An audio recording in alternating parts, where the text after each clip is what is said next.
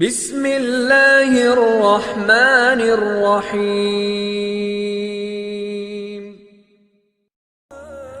السلام علیکم ناظرین و حضرات۔ حضور اکرم صلی اللہ علیہ وآلہ وسلم نے فرمایا کہ جب لوگ جنت میں جا رہے ہوں گے تو اویس کرنی کو جنت کے دروازے پر روک لیا جائے گا۔ حضرت اویس کرنی کون ہیں؟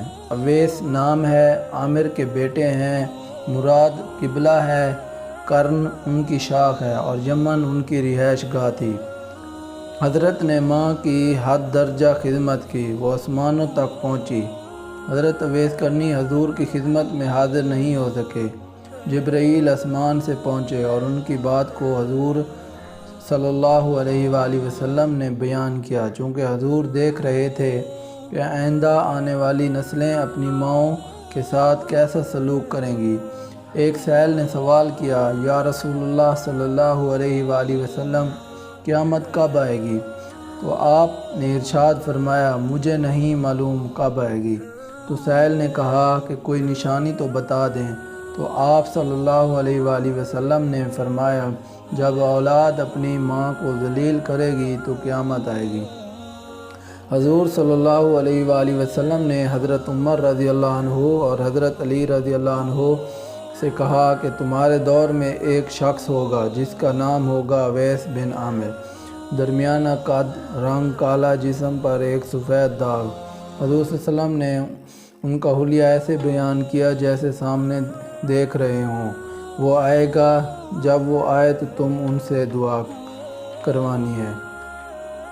حضرت عمر 10 سال خلیفہ رہے، 10 حج کیا، لیکن انہیں اویس نہ ملے۔ ایک دن سارے حاجیوں کو اکٹھا کر لیا اور کہا کہ تمام حاجی کھڑے ہو جاؤ۔ آپ کے حکم پر تمام حاجی کھڑے ہو گئے۔ پھر کہا کہ سب بیٹھ جاؤ، صرف یمن والے کھڑے رہو۔ تو سب بیٹھ گئے اور یمن والے کھڑے رہے۔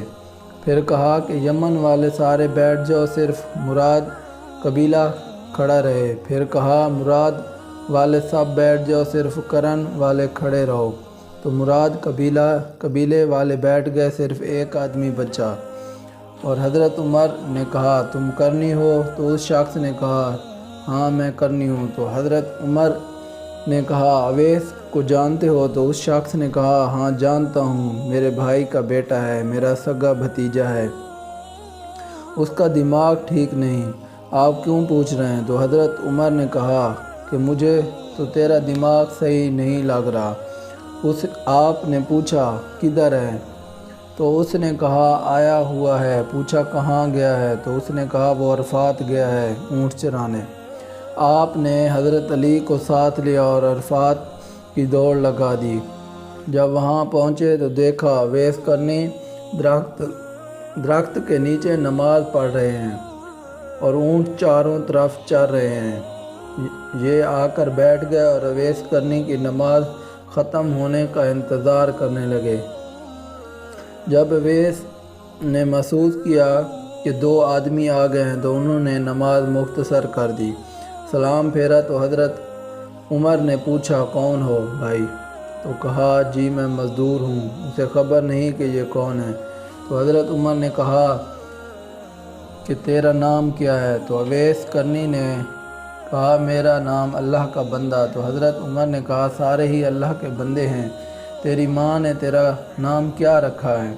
تو حضرت اویس کرنی نے کہا آپ لوگ کون ہیں میری پوچھ گچھ کرنے والے؟ ان کا یہ کہنا تھا کہ حضرت علی نے کہا اویس یہ امیر المومنین حضرت عمر بن خطاب ہیں اور میں ہوں علی بن ابی طالب۔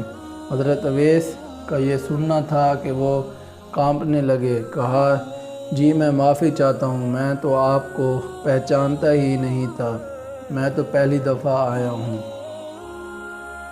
تو حضرت عمر نے کہا کہ تو ہی اویس ہے؟ تو انہوں نے کہا جی میں ہی اویس ہوں۔ حضرت عمر نے کہا کہ ہاتھ اٹھا اور ہمارے لیے دعا کر۔ وہ رونے لگے اور کہا میں دعا کروں؟ آپ لوگ سردار اور میں آپ کا نوکر، آپ لوگوں کے لیے دعا کروں؟ تو حضرت عمر نے کہا ہاں، اللہ کے نبی نے فرمایا تھا علی، عمر اور علی جیسی ہستیوں کے لیے حضرت اویس کے ہاتھ اٹھوائے گئے۔ اسی لیے اس کے پیچھے جہاد نہیں، تبلیغ نہیں، تصوف نہیں، اس کے پیچھے ماں کی خدمت ہے۔ جب لوگ جنت میں جا رہے ہوں گے تو حضرت اویس کرنی بھی چلیں گے۔ اس وقت اللہ تعالیٰ فرمائیں گے کہ باقیوں کو جانے دو، اویس کو روک لو۔ اس وقت حضرت اویس کرنی پریشان ہو جائیں گے اور کہیں گے کہ اے اللہ، آپ نے مجھے دروازے پر کیوں روک لیا؟ تو مجھ سے اس وقت اللہ فرمائیں گے پیچھے دیکھو۔ جب پیچھے دیکھیں گے تو پیچھے کروڑوں اربوں کی تعداد میں جہنمی کھڑے ہوں گے۔ تو اس وقت اللہ تعالیٰ فرمائیں گے کہ اویس، تیری ایک نیکی نے مجھے بہت خوش کیا، ماں کی خدمت کی تو نے۔ تو انگلی کا اشارہ کر، جدھر جدھر تیری انگلی پھرتی جائے گی میں تیرے طفیل ان کو جنت میں داخل کروں گا۔ اللہ ہم سب کا حامی و ناصر ہو، آمین۔